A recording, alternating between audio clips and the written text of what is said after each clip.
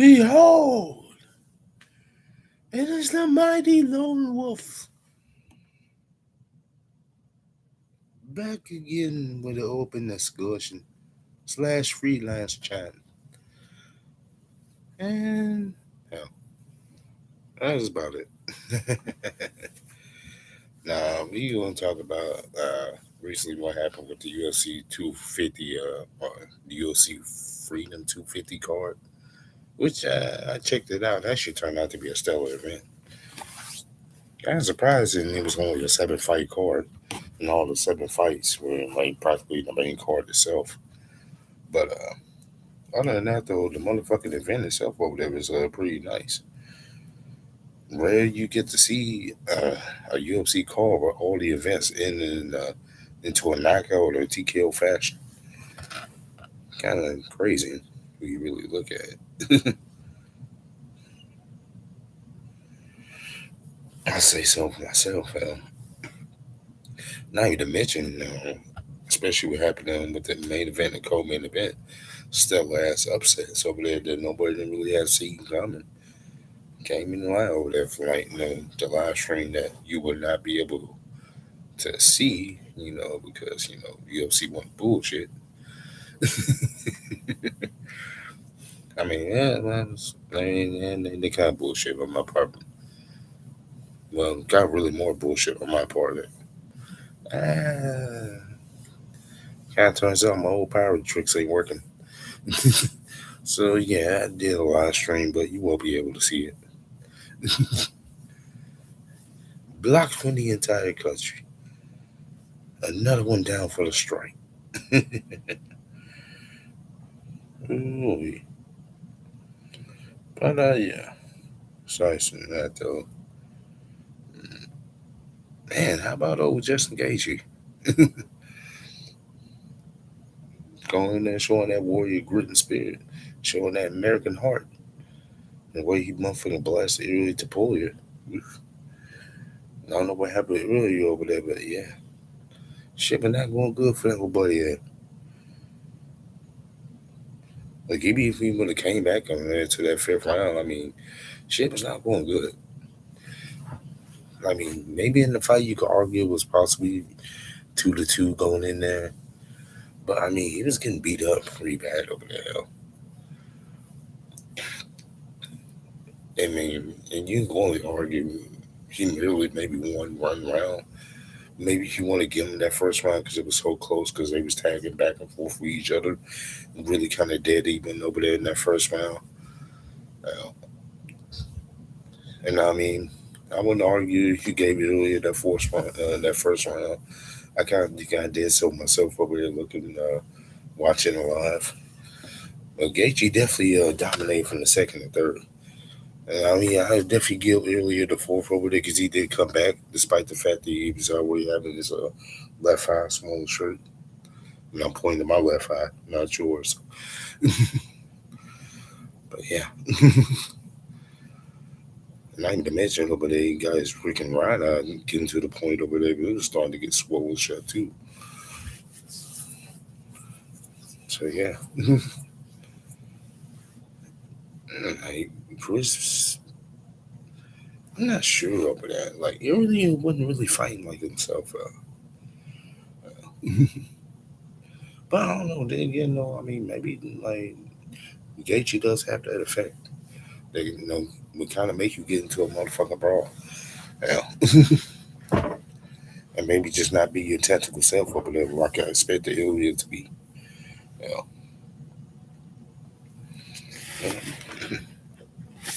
I mean, because they was going back and forth attacking each other in that first round. But it seems like over there, I think the power effect on there started to take place over there for Ilya. Especially over there, we got rocked over there in that second round.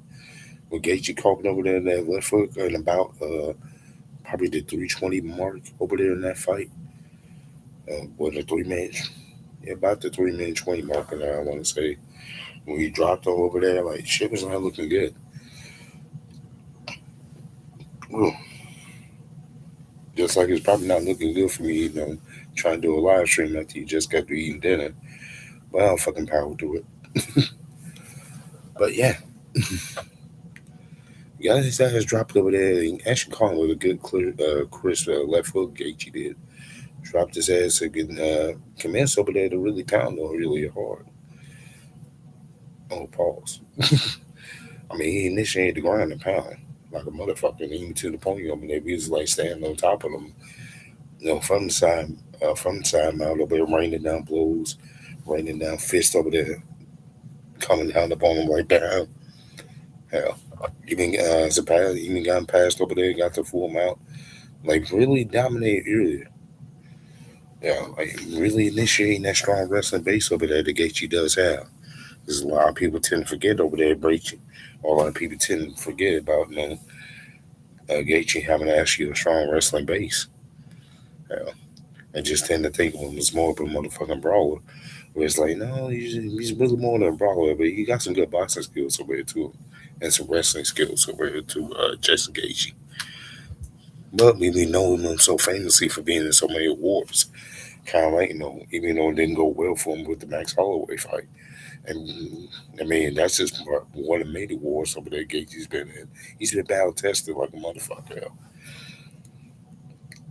And I think he used that over there to his advantage over there and lured Uri in over there to a kind of a brawling type of war and not really making it into a technical display.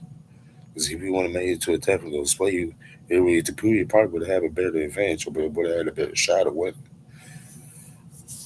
I mean, Gaethje knew what was up. He knew in order to get the upset over there, he had to make it ugly, but he did.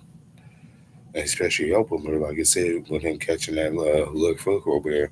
And in addition to that, too, he was working Tapori over there to the body real well with them the freaking low hooks, really with them low right hooks and left hooks over there trying to punch his liver out, trying to kind of get that perfect liver shot. Actually, like in addition to what he did over there, because he dropped him again with a liver shot over there to the third round. I want to say around the, okay, if I remember correctly, it was about around about the two.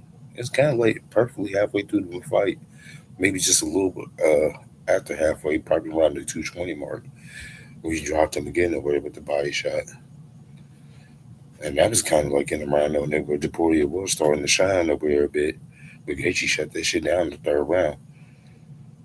And in addition to like motherfucking crapping hooks over there, popping that 1-2 jab, and you jabbing him straight up across his eye to swell up his eye. Well, really swell up both his eyes. So, although, like, although I mean, you could have some argument about the right eye, possibly being swollen over there due to a eye poke. I mean, although being accidental, well, but I seen like still images of that being possible, but I'm like, I mean, I don't think that changes over there from the after effect on what happened in that fight entirely. You know? So probably the biggest shock over there tonight, probably one of the biggest shockers, hell. And I say one of the biggest shockers over there because of what happened in the co-main event with Cyril Gahn, TKO and Alex Peralta. Another one, like I said, I originally thought Peralta was going there, probably going to starch Gahn. Try to secure himself to be a three-division champion, but Cyril God came in there, let motherfuckers know you gonna put some respect on my name. Like I ain't just no motherfucking jobber to the stars. Motherfucker, I'm a champion myself. Yeah. Been an interim champ before, now I'm a motherfucking interim champ again. Yeah. So there's that, I mean, ooh, I'm like kind of thinking about it too over there. Seems like Peralta over there, seems like he was a bit slower, maybe due to that weight. I mean, because he did, came in like I thought originally he was going to come into his ideal weight being about 245, but kind of like come to the weigh-in over there, and then kind of the broadcast group over there, Joe Rogan, John Anik, and DC over there relaying it back. That fucking Alex Peralta came in damn near 260. And I'm like, shit. Like so much for that motherfucker going trying to motherfucker be in that ideal at 245 to 250 ish. Shit. And y'all look this over there because like I mean he kind of had some speed over there, but it wasn't that much speed over there from Peralta. It didn't seem like over there the power. I mean, you can't really say much over there from the power over there. It was like he was kind of tagging them a bit, but Super Ground was over there keeping balance over there. He was keeping up with Peralta over there. Both in there in the range on the kickboxing. Cash on the guys kickboxing. It might be a bit superior over there to Peralta's hell. Hell. And probably due to the big advantage over there that Gunn has over there, like being more of a natural heavyweight himself. Whereas with Alex Peralta, you don't see him bounce around, kind of start off. And probably had the majority of his career being around in that middleweight realm. Hell, now he has like bounced up there to 205. But like being him over 220, like ever even 220 pounds, like we ain't really seen Alex Peralta fight over it that way. That been until recently on Sunday night. Considering this is his first time being at like at the heavyweight level and being at in a heavyweight fight, and the inexperience, and like can't sad to say, man, like it showed. And I ain't even mention kind of surprisingly over there, I felt like Alex Peralta was kind of a bit timid, but maybe that was due to. But I think maybe that was due to kind of like maybe the same thing with earlier, or maybe he was kind of hesitant over there, feeling like God's power. And I say with exchanging, I mean exchanging blows, but he kind of felt like, oh, and then this is like a different kind of power, but I'm dealing with like shit. I kind of need to tread lightly over here. Like this motherfucker got some heavy hands. Fuck hands and heavy feet over here. I forgot too. Like damn, this nigga kickboxing like me. Shit. So like, there's that too. Hell, not really much on there for that though. Hell, I mean, other than like there's like recent complaints over there about Cyril God possibly hitting blows over here to the back of Peralta's head. I mean, with Alex Peralta himself, he's over here, making an official complaint about it over there to the UFC and to the state commission over there about that, about there was illegal blows over there to the back of the head. Which I'm like I don't know, like it could be a case over there. There might be one or two over there. Like kind of looking back at it from a replay perspective, like there might have been one or two over there. That might have been like possible woes to the back of the head. But I don't really blame God on it too much because it was really from the position over there where Alex was over there because he was trying to cover up over there and he was trying to duck under hell. And I think that's what caused like maybe those one or two blows over there to the back of the head over there to happen, at least in my opinion. Was just like, well, I mean, he was trying to avoid the shots, hell. Because he was bucking him over there, weaving over there after he initially rocked you. But boy, that motherfucker straight, like, what a powerful straight, that shit was straight right. That motherfucking guy hit Peralta with. That started that whole exchange over there. It was the beginning and the end. Hell, I mean, again, over there showing that Chris, probably that Chris striking over there. Who knows? Somebody had the equal striking. I mean, there's a lot of motherfuckers thought over there, yeah, it was going to be a pushover, but like, nah. Like, no, he's a respected kickboxer himself, hell. Like, like, God has some motherfucking accolades over there that could equal as Peralta's accolades over there kickboxing. He might not have done it for a long time like Peralta over there has, but like, God, he has some motherfucking accolades. Hell, I'm going to say probably not in a total sense, but he does have the accolades on there on his own. So,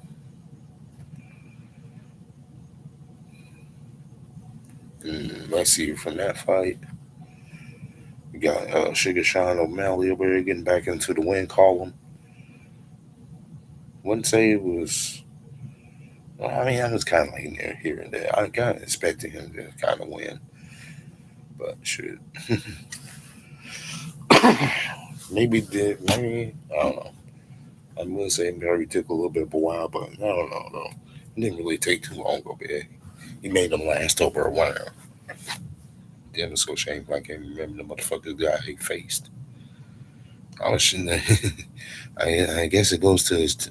I guess it goes to a testament about how far the UFC has fallen. It's like I'm still a diehard UFC fan, but it's just hard for me to fucking keep up over there with the sport. Cause I even forgot the fucking dude over there that Sean O'Malley was facing. He was a motherfucking top 10 contender. Cause I'm like, what? He said, I'm like, he was ranked number six too. It was just like kind of even more baffling. Like, what the hell? Like, that's a bit of a odd stretch. Ah, sorry about that. Feel like I'm getting, feel like I'm getting a headache over there, but then I might be a crook in my neck too.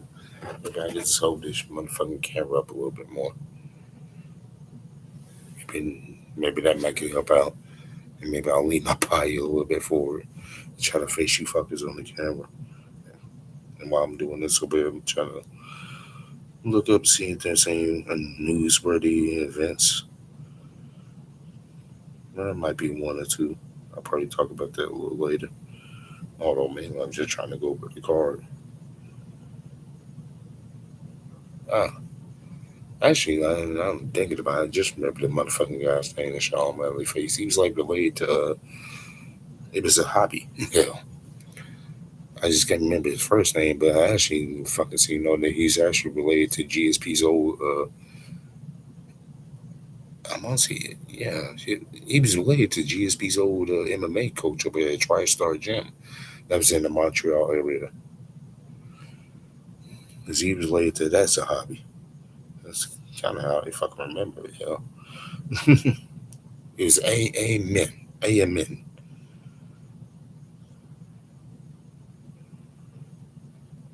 Yeah, I'm surprised the motherfucker was on 7 fight winning streak before this.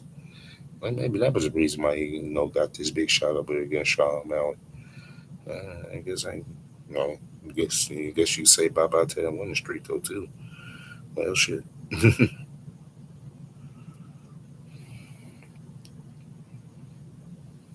I'm just like kind of snooping in right quick. They just released over there like some of the injuries over there that Area Tapuria suffered over there from that fight, which shouldn't be surprising. I mean, we got both his sides swollen. Hell, surprisingly, he won't need no fucking surgery from the looks of it. Oh, yeah, swollen, like swollen eyes.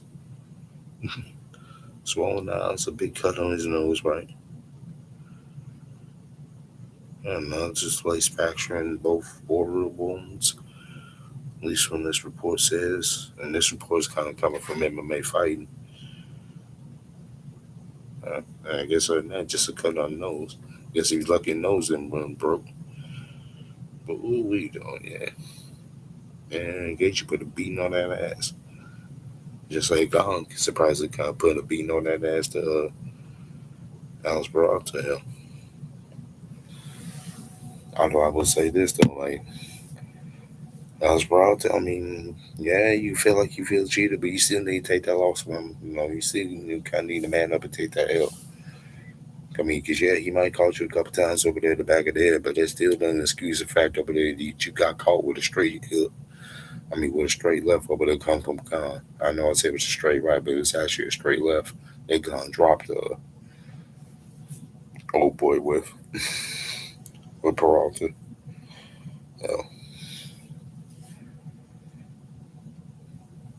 let's see. Other than that, another Sean O'Malley kind of getting a TKO win. Probably didn't. Oh well, God, I kind of want to talk about this, but yeah, I guess the old fake relative for Randy Savage over there, Josh Hotek. Yeah, he got a TKO victory over against Derek Lewis. Yeah, I think that became in the middle of the third round. Well, I doubt to me probably the most boring fight of the night because it was like Not even really a good slugfest. It was more like a boring slugfest that at points in times kind of turned into a hugfest because both guys was like, tired, didn't have no gas tank. And I mean, not disciplined with their gas tanks.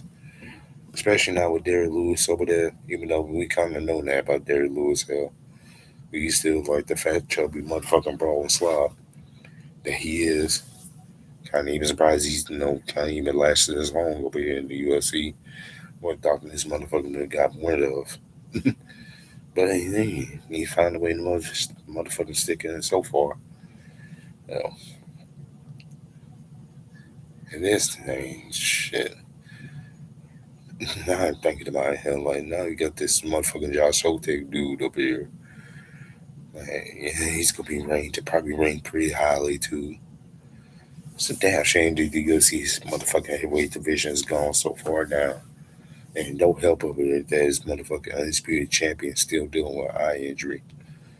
But oh boy, like you still got guys over there that we haven't seen none of that for years over there, like Chris Blaze. He's still in there. And kind of like a top 15 fighter at that too. You still got motherfucking Russian over there, Alexander Volkov that's still living there. And he's still ranked. Well, like I said, just mentioned Derrick Lewis. You got this undefeated guy, Josh Hotep, who's now like 12-0. And I'm like, who the fuck he faced? Yeah.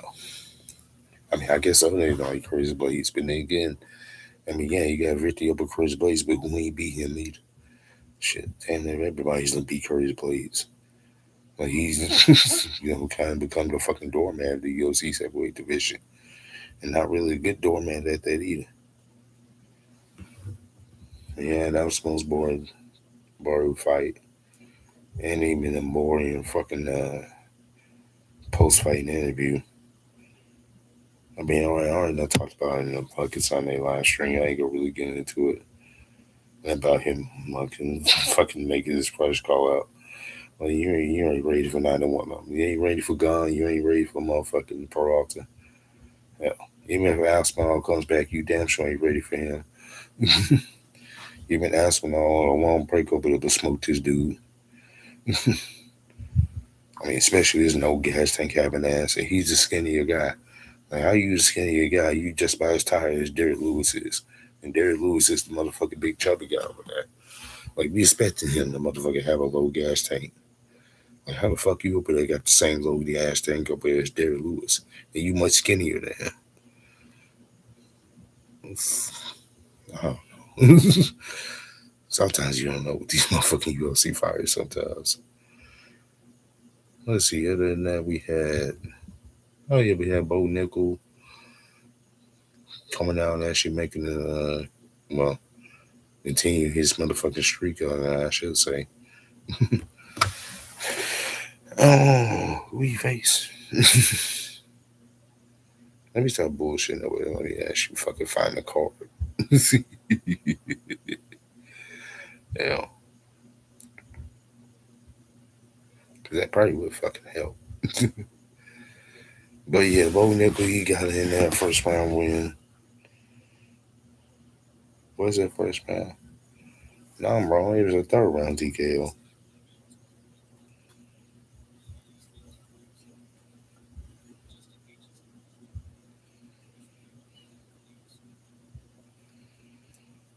I don't know what the fuck that was playing in there. That's why I was pausing. What the fuck was that? I don't know why that motherfucker give me up in a damn headache going over there. I mean, I'm tripping. Ah, shit.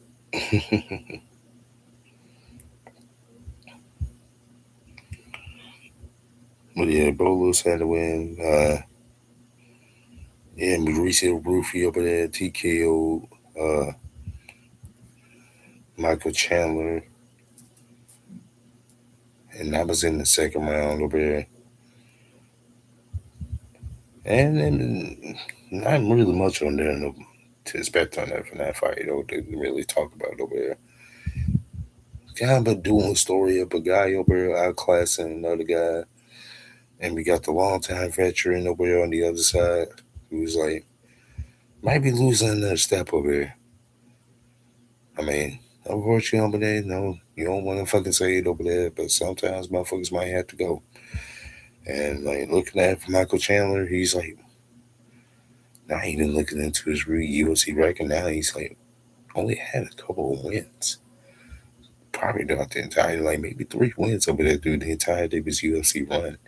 He's had like, losses over there to like most of the top guys. I mean, granted, when Michael Chandler did come in, he was like, not giving no cupcakes over there. He was facing like top 10 guys right off the bat. So I'm giving on that. And that's like a tough run over for that. But oof, only mustered up about 2 wins, maybe 3 wins over there in like almost a 10 fight span. Cause he was like 2-7. Now like maybe 2-8. Yeah, ain't kind of a tough road. Cause yeah, and that was the next fight over that I was skipping over from the Bo Nickel fight because he drops Kyle Darius. That was he faced, and that was like maybe yeah the second fight on the card.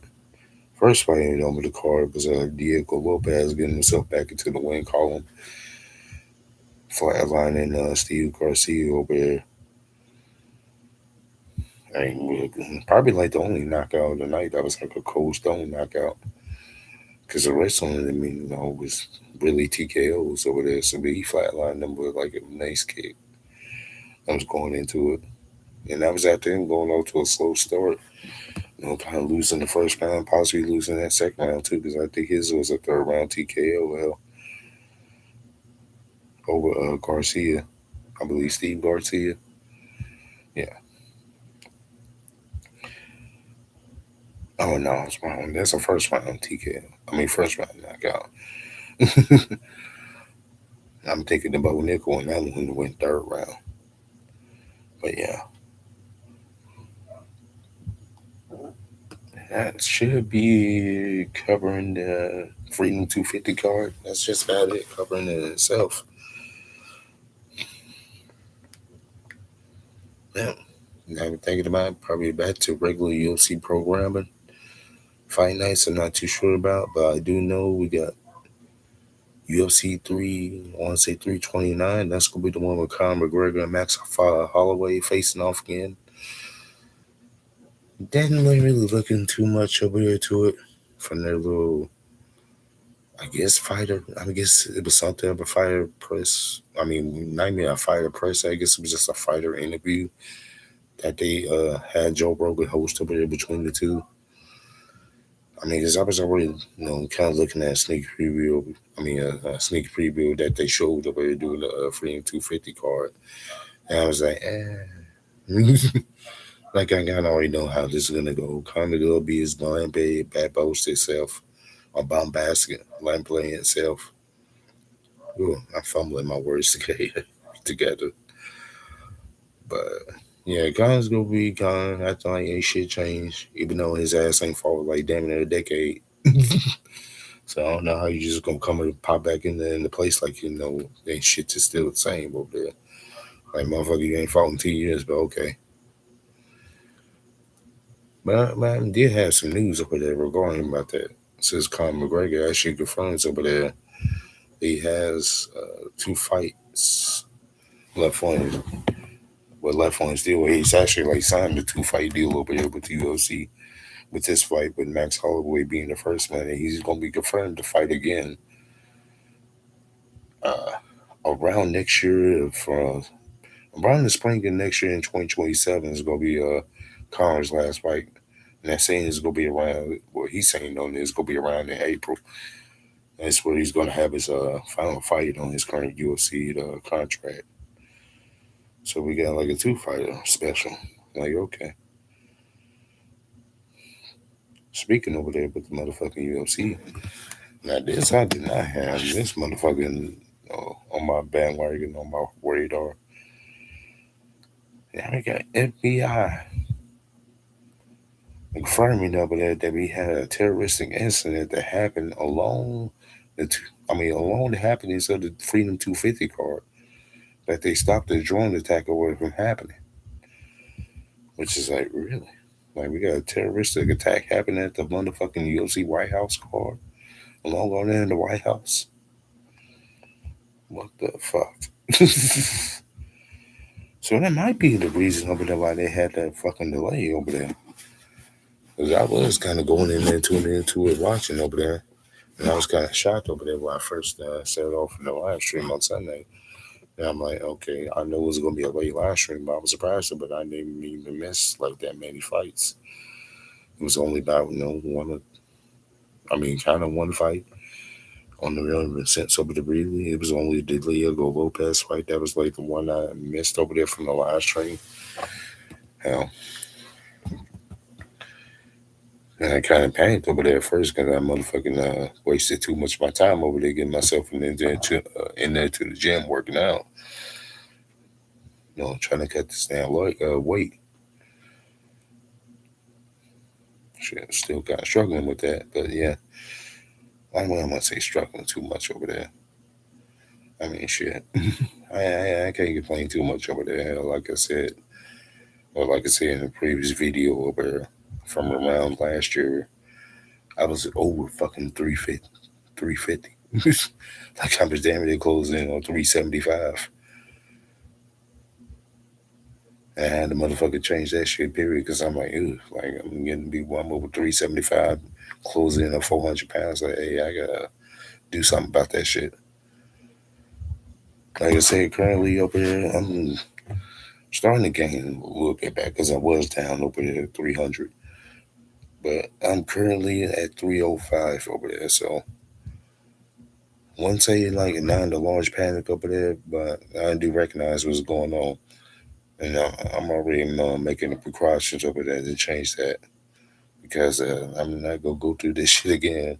While I'm going to the gym over here and I'm motherfucking starting to gain weight back. Nah, I ain't gonna have that fucking happen. No, no, no. But interesting though, we had this motherfucking drone attack over there that was going on at the White House over there. I mean to mention that from some reports over the Fox News over that the FBI officials over there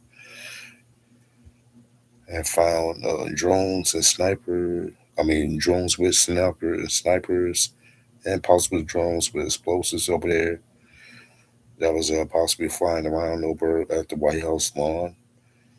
So, but like I said over there, that might have been for the weather delay because it really wasn't a weather delay; it was kind of a terrorist delay.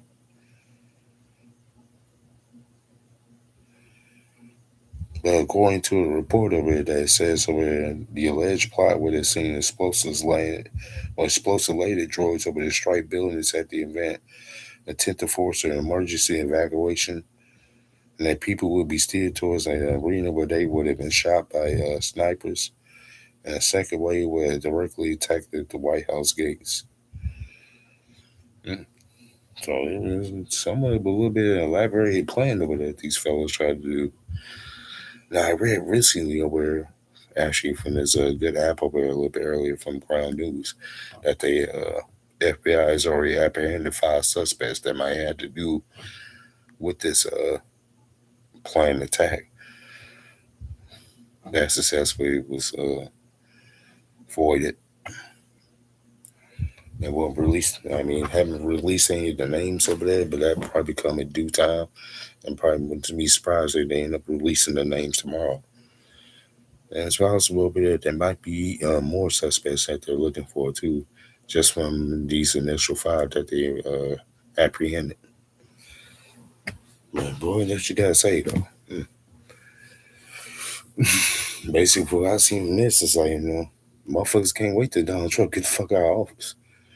They're not taking the chance over there, motherfucking letting the term like go all the way through. I'm trying to get that motherfucker out of there. Cause ain't this about the 4th assassination attempt? Possibly assassination attempt.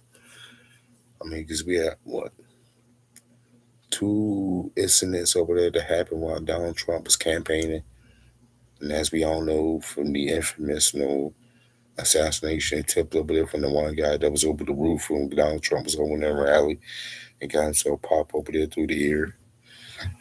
Not even to mention there was another possible attempt. I say possible attempt because the Secret Service ended up apprehending the guy before he even really attempted.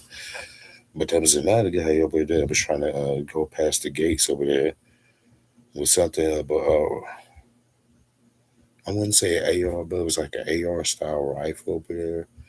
And he tried to sneak by. And I think the Secret Service, along with local officials over there, apprehended him. Then, not even to mention over there, when after Donald Trump becomes president, hell, we got the freaking White House correspondence incident where a guy ran in over with a gun.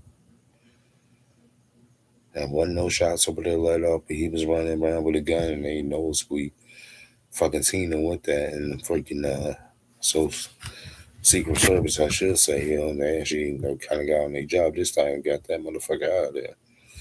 Hell, and now we got that shit over there happening with the White House at the Freedom 250 card. So basically, look at that over there. Motherfuckers is not waiting on Donald Trump. They ain't not chancing. They're not waiting until 2028 to see this motherfucker go. They trying to get that motherfucker the fuck out of here now. From the looks of it. I mean, shit. Kind of can't blame them though. Hell, I mean, look at the motherfucking way the economy is right now, and how still of a shitty economy it is. And it doesn't seem like it's getting better under Trump. I mean, not even to mention probably the other baby of lies over there that he untold, like not going to war with Iran. They end up going to war with Iran. Hell, look like we're still I mean, I wouldn't say we're still in war right now, because it look like Trump over there just selling in a deal over there to funnel Iran $300 billion. And I mean to mention an extra $100 billion over there to funnel in for services over there. Well, services over there from the country over there after they initially bombed them, and all this money over there. Well, actually, that $100 million, the extra $100 million is already being frozen, so it was already going to be kind of executed over there and transferred over to them. They just had on the frozen account until they made this deal happen. So they was already giving them an extra $100 billion over there in the first place. Then they're going to make this deal over there that's worth like $300 billion, and told them the United States over is basically going to give Iran $400 million for infrastructure. And that comes after we bombed the fuck out of them, which included bombing hospitals over there in Iran and bombing schools over there with children where it's actually attending. Bomb the fuck out of that, but gonna give them that money back, all for infrastructure. Wondering what kind of infrastructure you're gonna build over there off that. Not even to mention though, like you want to talk shit about Obama and fucking caving in, and fucking giving a whole bunch of money over there to Iran. Like you take that cake over there, you just said, I didn't even take the cake. You just said, hold my beer.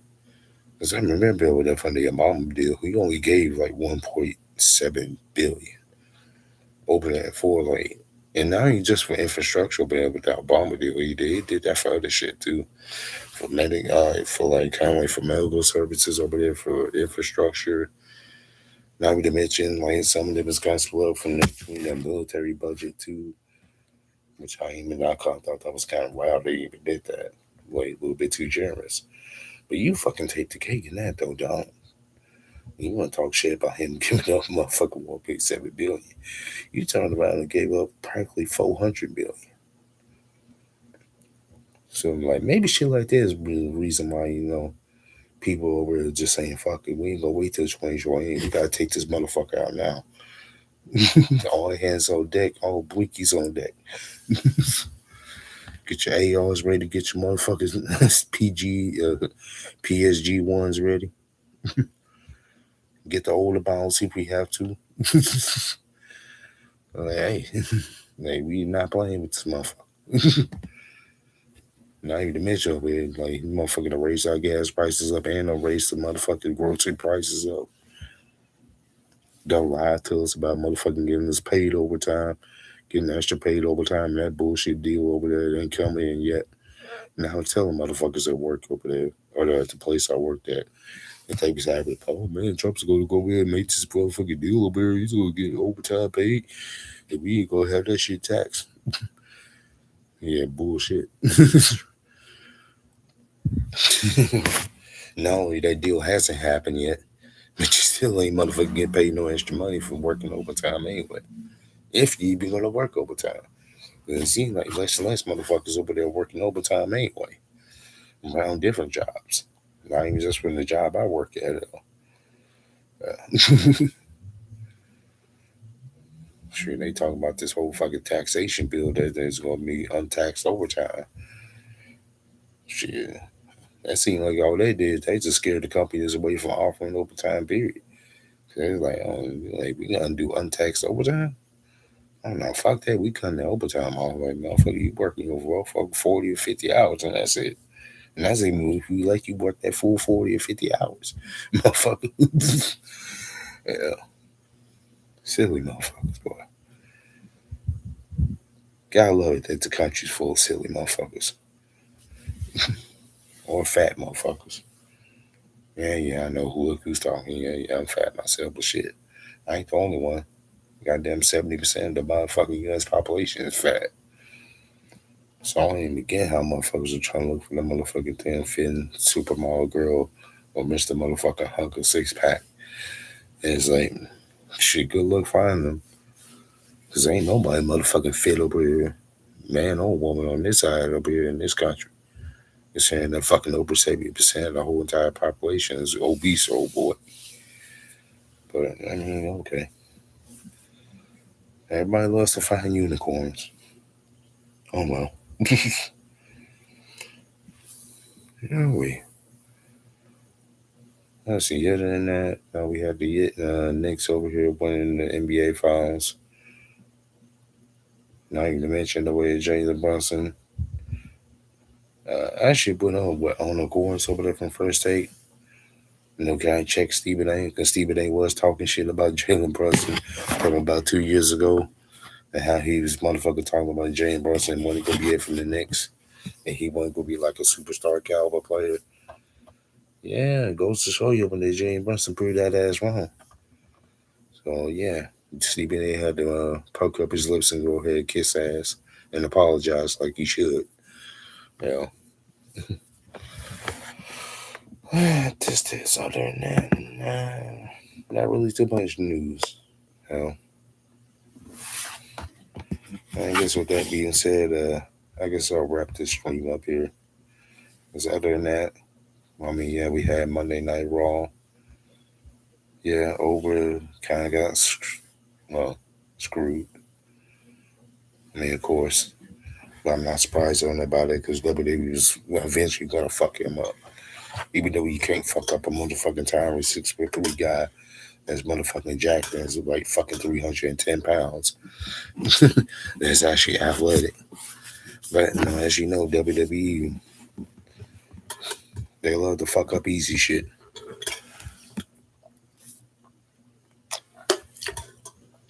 Yeah. Let's get to this point up. I might do an NXT review. Cause I seen the NXT and that shit had an okay show.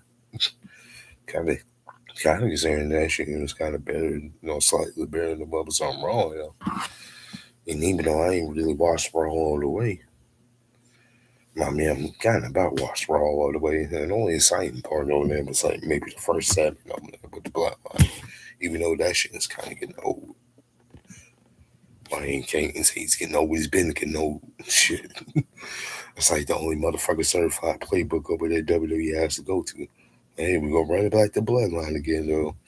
We're gonna gather the game back up together. This time we're gonna, do it at the cost of, fucking up a guy that you could have as a potential superstar and fucking Jacob Fatu.